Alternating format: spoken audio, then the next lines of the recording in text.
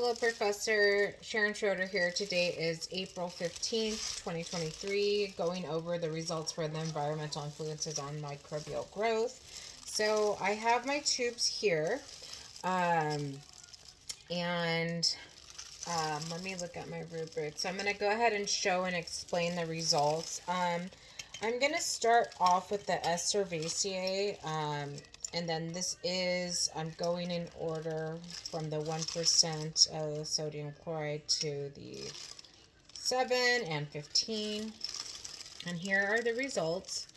So it looks like the 1%, 15% and the 7% are negative tests. They're pretty clear.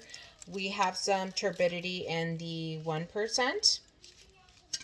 This is for the S. cerevisiae. And then coming over to the S. epidermidis, they're all clear. So meaning negative test, because it's really clear. It didn't change much. I don't know if it was the sample that I put in there. It didn't have enough of the S. epidermidis, but I don't show any turbidity in those tubes.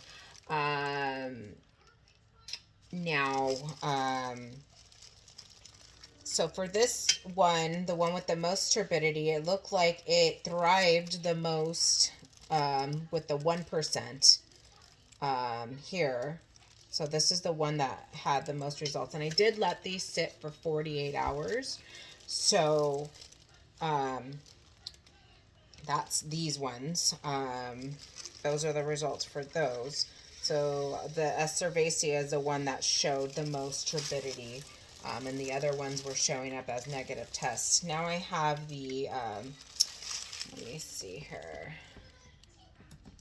This is, that was for exercise 1. And then for exercise 2, we had the salt tolerance testing that we did.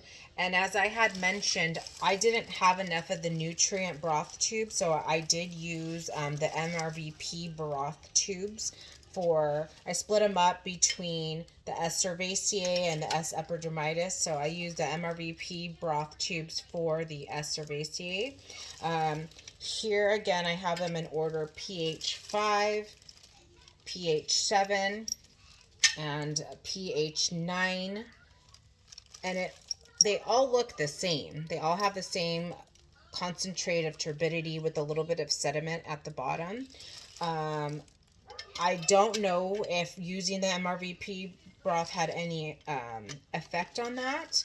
And now here we have the S. epidermidis that I used with the nutrient broth tubes, and these all look pretty clear.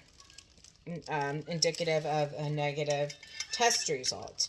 So that was for the epidermidis. So those are the results. I did incubate for 48 hours, as I had stated, because at 24 I checked them and I didn't see much growth. The S. cerevisiae for both the exercise 1 and 2 at 24 hours did show signs of turbidity. I was hoping that I'd see a little bit more change in all the tubes if I waited a little bit longer. However, I didn't find that to be the case. I don't know if that was because it's been cold in my house. I do turn on the heater, and I left them in the incubation area that I used for all of my other experiments. So I don't know why there wasn't much of a change in the other tubes. So explain whether the experiment was successful, and whether expected results were obtained. I don't really know what I was supposed to be looking for. I followed the instructions. I feel like I did okay. I don't know if I made any mistakes along the way, or if, like I said, the MRVP broth had anything to do with showing so much turbidity in the S. cerevisiae for exercise 2. But these are how the results came out. So how the results apply to real life. So in doing some reading, for the environment of the um, microbial growth, it is important for you to, like to just say for take for instance your food. It's important for you to have your food in a safe environment for bacteria not to grow in your food. So that's why we use a refrigerator. And as far as a real life, pertaining to real life for pH testing, pH testing is used when what's important is when it has to do with our water, because at specific pH levels, as we see, bacteria do thrive. So it's important that we have a healthy pH balance in our drinking water. Also, within our bodies, it's important to maintain a healthy pH level because people do become acidic to their own selves. Sometimes when our pH is out of whack, that's when funguses start growing, bacteria start growing, and they can wreak havoc on our bodies. So that is how these results apply to real life.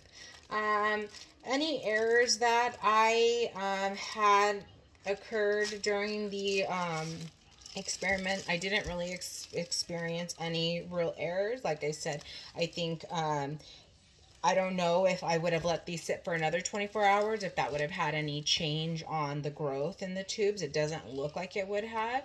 Um, put them where I always put my cultures to incubate. So I don't know if the culture that I had was just getting older and not as effective. And maybe that could have had part to play and not seeing so much changes in the different levels.